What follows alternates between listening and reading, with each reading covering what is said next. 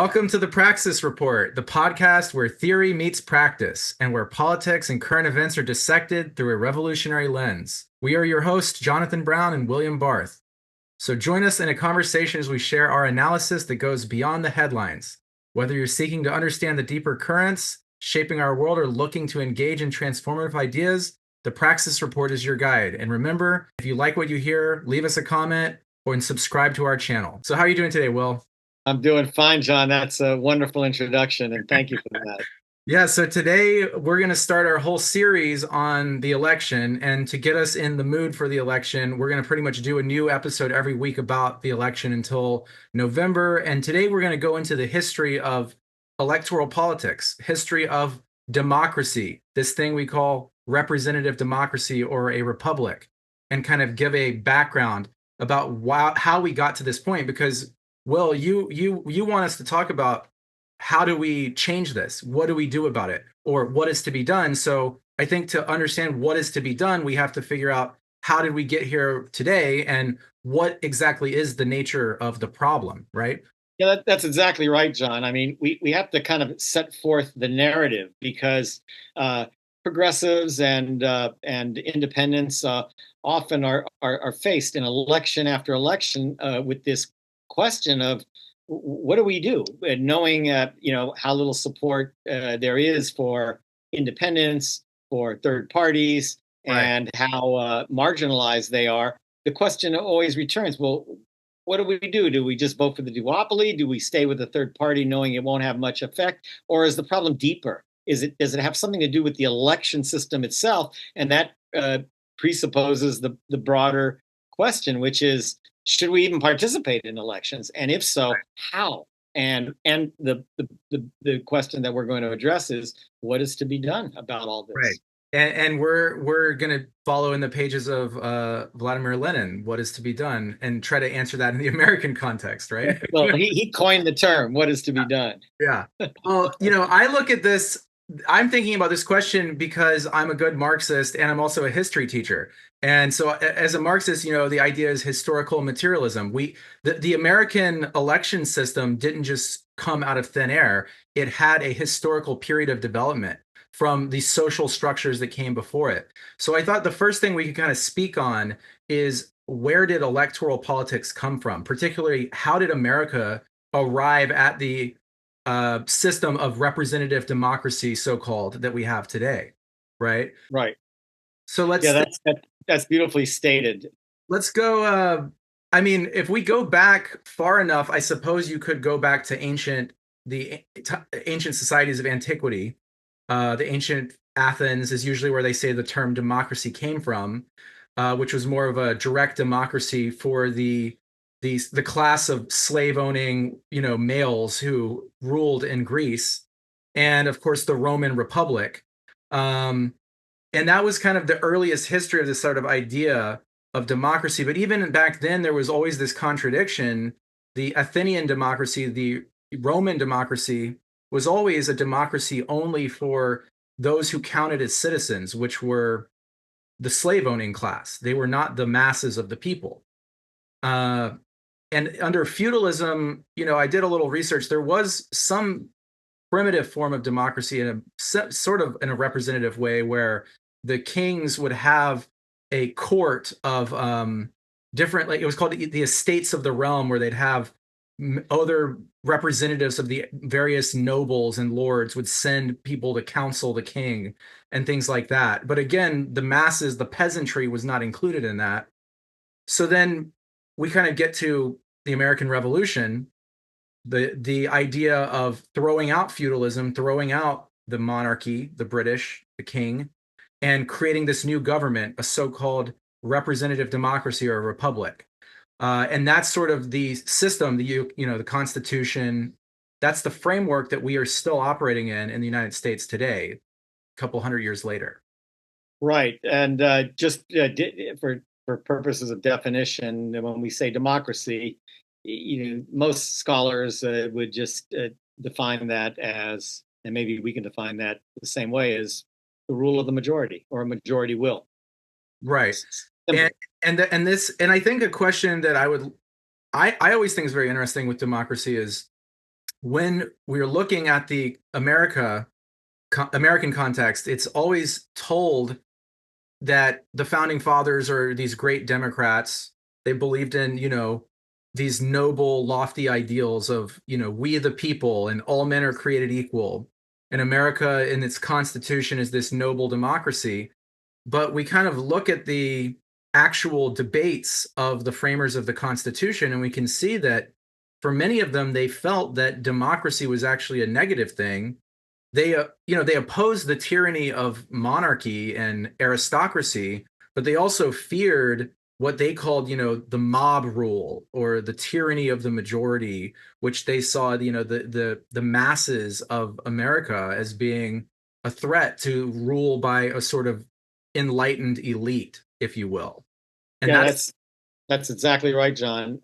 The democratic idea was quite threatening and quite radical at the time to property owners and capital and business and so forth. So, but even more importantly, the idea was so radical.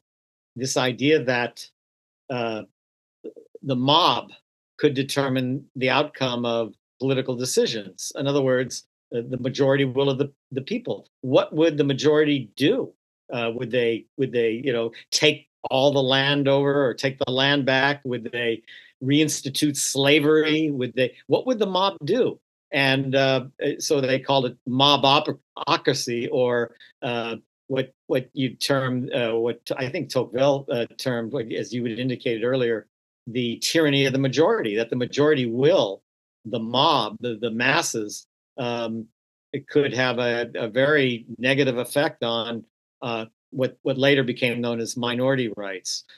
So they feared this idea of democracy, and they needed to sort of implement safeguards. And that's what the American system is. It's a system of safeguards against democracy, against majority will, not only through minority rights, but through a host of other mechanisms, as you always point out, from how the US Senate is structured, how the Electoral College is structured, this idea that we have Electoral College votes on the one hand, and on the other, something they call a popular vote.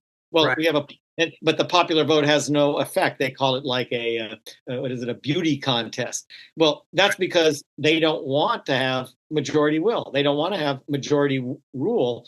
And in the modern period, democracy is sort of the universal value or idea of it is one person, one vote, rule of the majority. That is what democracy is in the modern period. But back in those days, they feared that, and so they set up all of these safeguards against majority rule, against Yeah. again rule by the majority, democracy. And one thing that's interesting I think we should point out too, is the American system of, representative democracy, the American Revolution. I think it's pretty common now for liberals and leftists to do the sort of counter history thing where they go against the traditional, hero worship of the founding fathers that you're taught as a school child. The whole Howard Zinn, A People's History of the United States, to show, no, actually the founding fathers were racist and they were slave owners and they were elitist. And that is all true. But I do think, at least, from a Marxist perspective, we do have to be clear that the American Revolution was genuinely revolutionary in the sense that it was a blow against feudalism and monarchy and the aristocracy.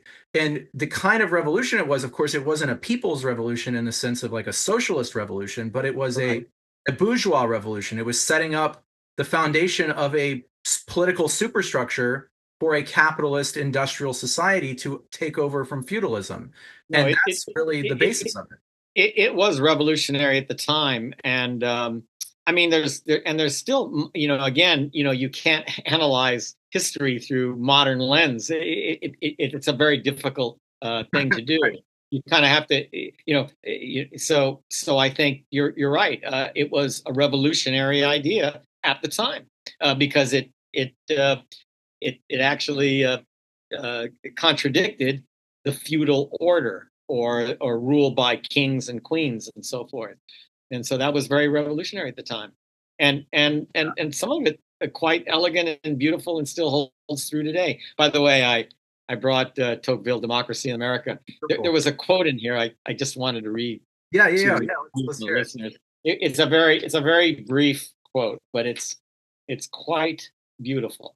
However you want to analyze it, in terms Right. of Marx or Thomas Jefferson or anyone else. Let's hear it. Tocqueville writes, "The people reign over the American political world as God rules over the universe. It is it is the cause and the end of all things. Everything arises out of it and is absorbed back into it." That's So this idea of the rule by the people. Now you could take that up into, you know, rule by the masses or rule by the workers, or but it's this idea, this very basic fundamental idea that every individual based on one person, one vote should control the social and political order.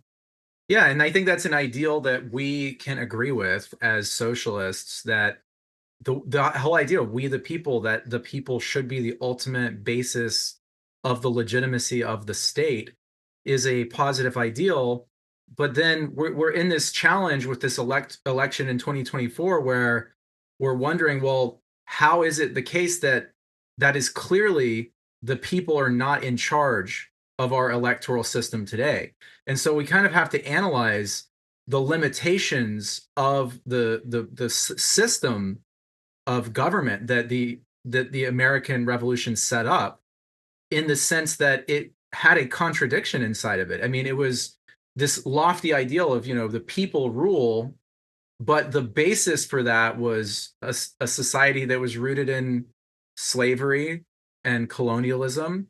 And even at the time, the right of voting, right of suffrage, who counted as the people, of course, was the wealthy white male landowning class of property owners. It didn't include poor whites. It didn't include women, African Americans, natives. Right. So this, even the basis of it, there's always been, I think, this contradiction inside of liberal democracy, that it proclaims this ideal of universalism, that its values are for the people and for everybody. But there's always been a contradiction that it's based on this economic structure of imperialism and colonialism and slavery, and whether that's slavery proper or wage slavery, it's always had this exploitation that's at the heart of it. And so I think that's why, as a Marxist, I think we do need to question and go beyond just having procedural representation, and get down to the more roots of the problem of exploitation in society.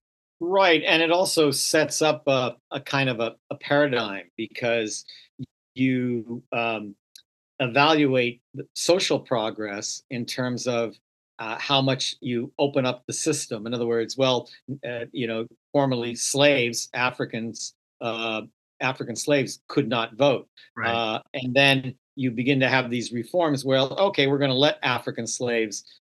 First, we're going to free the slaves, and then we're going to let Africans or African Americans begin to have the vote. Same thing with women. Same thing with people who don't own property. We're going to allow tenants to vote, and And the, so you begin to set up what is a kind of a precedent for what you might call today identity politics. right. Well, we're not going to try to change the actual, what you're talking about, the substructure, this idea of classes or capital ownership, or the actual structure, what's at the base or structure of the society. Instead, we're going to allow these various classes that were excluded from to have greater participation. But you're never changing the underlying structure of what was barring them. There's a That's great quote. There's a great quote by Albert Camus that H. Rap Brown from the Black Panther Party used to use. Camus said, "What greater way to enslave a man than to give him the vote and call him free?" right. Or the idea that you can vote for whoever you want, but it's going to be voting for your next ruler. You Right. know, so that's what the vote does, and that presupposes the larger question, which is a system that's set up this way, not only to exclude these classes like former slaves or women or tenants who don't own property, but what's the you know what's the larger question? Like, should you participate in a system that's set up to hold together a structure that's inherently subjugating? In other words, just the act of participating in elections or the electoral system, does that somehow legitimize an unjust system that needs almost revolutionary reform? And that goes to the broader question: what is to be done? That's so brilliant, William. I That's don't know about that, but I'm just trying to get to the gist of what we're trying to get to. well, you brought up so many good points, and I think you really got to the heart of it. Is that yeah, expanding the franchise, it doesn't really address the root cause of the problem. And the same thing is if we get rid of these things like the electoral college and have proportional representation, that still doesn't address these root causes of classes and private ownership, exploitation, and that's something that I think we could look at other models like in the People's Republic of China. I've been doing a little research on their system, and they call it the whole process people's democracy, Right. which is a brilliant term. And Mao, he always talked about the mass line. It's kind of the opposite of the founding fathers in America, where they were afraid of the masses.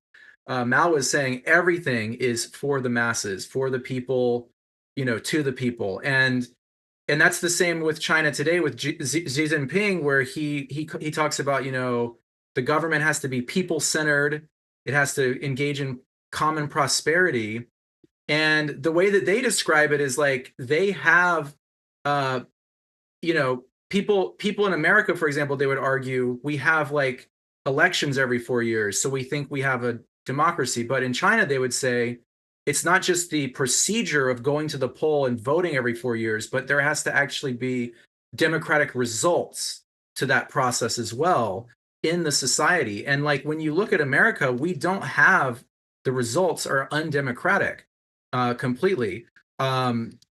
People are completely disenfranchised from the system. We have extremely low voter turnouts.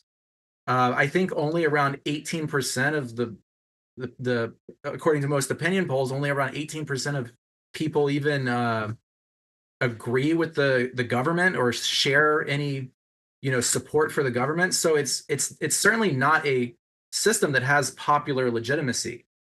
And I think that's a question that it really gets down to. In America, our system is kind of like we get the illusion that we have a choice because we have these two parties. So we think, oh, we have a multiple party democracy with Democrats and Republicans, and you can vote on these candidates. But in reality, it's like both of those parties are capitalist parties. Both of those parties are controlled by financial elites, monopoly capitalists.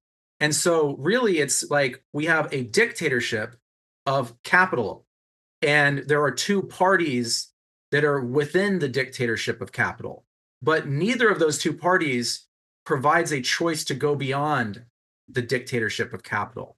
And in China, it's the exact opposite, where they would say we have a people's democratic dictatorship of the proletariat, Right. where our society has multiple parties, but the Communist Party, the People's Party, is the supreme party. And within that, we allow elections and et cetera.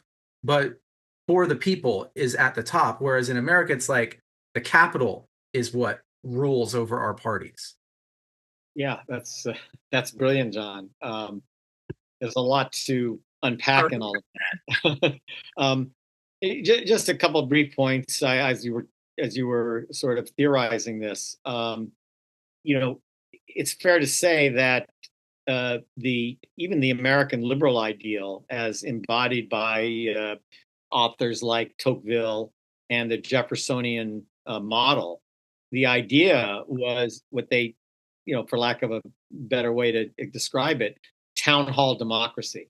This Mhm. idea that neighbors would just sort of get together at the town hall, local church, a local civic center, a neighborhood location, and they would actual participation Yeah. uh, decide their collective, or I would say rather than collective, their communal future, the future of the town, whatever the issue was. It could be, I don't know, the color of park benches, or how the street lighting would be set up, or Right. what kind of enterprises they would allow or not allow.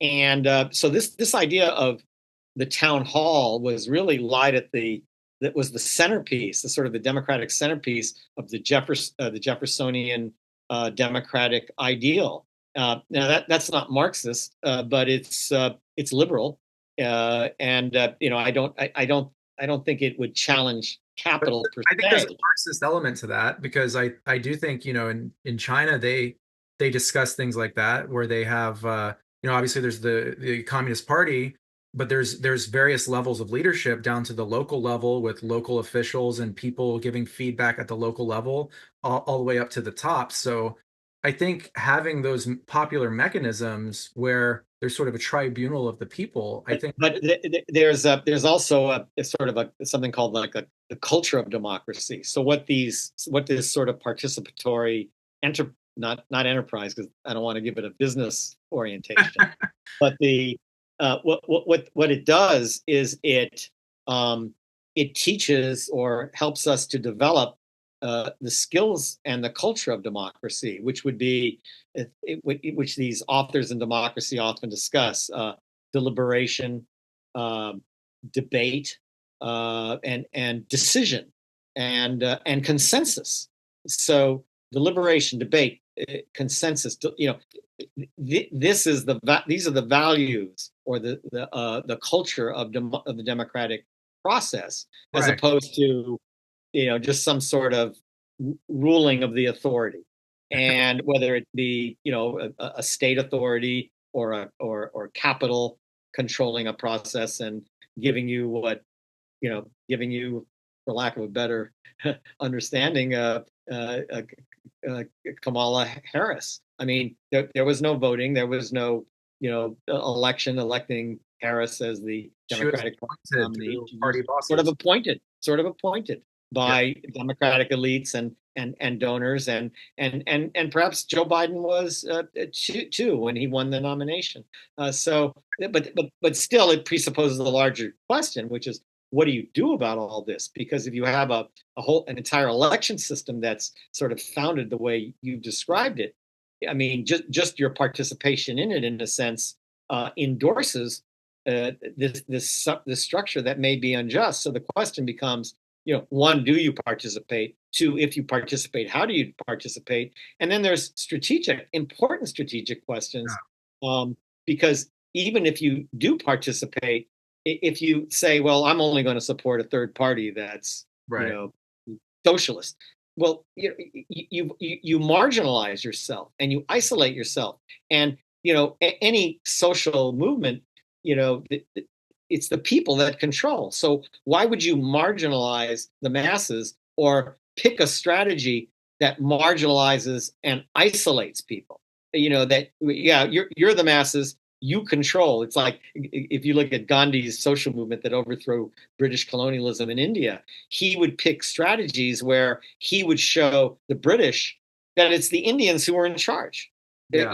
Just simply by not cooperating, we won't cooperate, and the whole country will shut down. Well, I think So we have the sort of the opposite effect here is that the Democratic Party and the Republican Party, they show that the people are decisively not in charge of those parties because, like you pointed out, Biden was forced out essentially.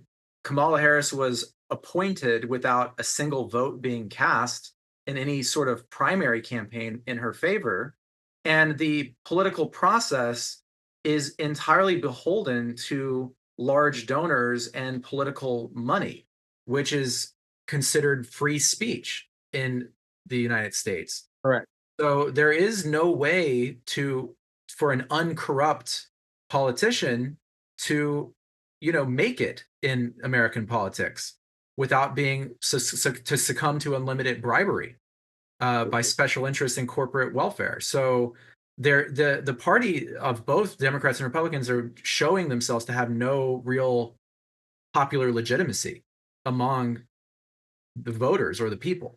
Right, but then again, if you and I don't mean this to be argumentative, but if you boycott the Democratic Party and say, well, I'm just going to be an independent, or I'm going to be some third party, and you marginalize and isolate yourself, there's no chance to win, but you're symbolically uh, standing for something that's a platform that can change all of this, knowing you can't beat the electoral college, and you don't have the popular vote, or you don't have the money to even compete. Then the question becomes, should you participate in the Democratic Party? Because if you look at major reform efforts over the last, say, half century, starting from, say, take it from the 1960s forward, the Yeah. candidates who provided what looked like the possibility for important reform, whether it was Robert F. Kennedy or Eugene McCarthy in the 60s, or I don't know, Jerry Brown in the 80s, or Jesse Jackson in the 80s, or coming to the modern period, Bernie Sanders. These were the most effective social movement leaders. They didn't succeed, not one of them, although Robert F. Kennedy probably could have succeeded had he not been assassinated or murdered. But but the question is, uh, these represented the most effective strategies up to the current day. Now, I think that's changed. I think people, your generation, the current generation, now recognizes that reform within the Democratic Party does not seem likely anymore, and it is not a proper strategic procedure. But it presupposes our initial question: what is to be done? Yeah, I mean, I think you're right though that the Democratic Party has institutional mechanisms in place to prevent any sort of upstart insurgent candidate from taking over from within. And I think what that also does is it feeds back into the party itself, which you and I both supported Bernie's campaign in 2016, and then Bernie And and Barack Obama's before that. right, and it ended up just fueling more people back into the Democratic Party apparatus, and so it kind of becomes like a, I don't know, Pied Piper. I don't know if that's the right word, but or shepherding people into the party with this promise that we're going to reform it, and then no reforms happen. So I don't think that reforming the Democratic or Republican Party would be a viable path forward. I would have to think that that perhaps building a viable communist party is the idea that I would be most open to, as far as that's what's worked in Russia, that's what worked in China, that's worked in Cuba and Vietnam, Venezuela. I mean, all these socialist countries have to have a sort of revolutionary party that is able to carry them forward. Now, we do have various socialist parties in name, but I don't think any of the existing socialist parties, even Communist Party USA, they're all sort of um, operating within the orbit of the Democratic Party. And ultimately, they might field a candidate as a protest vote, but they all operate within, the framework of the Democratic Party. So we would really need a truly independent party for the working class, for the people, for the masses, that would be like a vanguard and a revolutionary party. And that's something that we're not going to get to, I don't think, in this election in 2024. But that No. is a long-term goal, I think, is what has to be done. I mean, Yeah, that's Lenin a good said what is to be done, suggestion. and it took him 20 years after he wrote that for the Russian Revolution to happen. But Yes, I my own thoughts were, I've been thinking a lot about the idea of a national front, or the popular front, which is this idea of a coalition of forces that could confront this system, and do it in a way that does not marginalize the masses. does not make them weak and isolated and competing against each other. By the way, you saw this recent rift between Cornel West on the one hand, who's now leading an independent bid for the presidency, and Jill Stein, the head of the Green Party, on the other. I mean, here are these two, really good progressive leaders, both think just about the same thing on all the issues, and yet they have this divide, and so here you have this marginalized little third party movement that can't even get a single electoral college vote, and now they're splitting. So I like the idea of I was just been thinking about this idea of what is to be done? How do you approach this? Your idea is the long term maybe The Popular solution. Front is a good idea. If we could get the Popular Front based around I think you're going with this idea of the anti-war movement, the Yeah, anti-imperial. so I always see war as both an organizing tool and also an important theoretical tool, because war is like slavery before it, like the ultimate crime against humanity. War is a crime, and this idea of the state being authorized to conduct mass murder Yeah, is just something that belongs in the ash heap of history, and is a good sort of not only organizing tool, but it's a moral imperative, and and not only especially, a moral imperative and a crime, but war in America is imperialism, which is an economic system, which is that's right, the power that's of right. monopoly capitalists and Wall Street and financial oligarchs. In the Uh, aerospace industry and Boeing and Lockheed and Raytheon and on, and that's why give it's massive amounts of money to both political parties, and Yeah, yeah, and that's why it is an issue, I think, that ties together everything. And I think that's the issue that if you look at the Democrats and Republicans, that's the issue that is not politicized by the two parties at all. And to tie this back in full circle to this whole idea of democracy, when American politicians claim we are a democracy to legitimize America's foreign interventions, they can point out these other countries, they're undemocratic, they're totalitarian, they're dictators. We need to go in and overthrow them and impose our system onto them. So even this whole ideal of democracy in America becomes just another rhetorical device to justify America's imperialist adventures abroad. And that's something that I think this Popular Front you're talking about, that has to challenge that. That we don't have yeah. democracy at home, so how are we to be spreading democracy to other and telling and violating the sovereignty of other peoples? Yeah, and it just as a practical matter, I mean, we're having a lot of debate about what is Kamala Harris's platform and what is Trump's platform. What are they going to do about inflation? But the idea that here we are at war in Taiwan against the People's Republic of China, at war in Ukraine against the Russian Federation, at war in Israel against Palestine.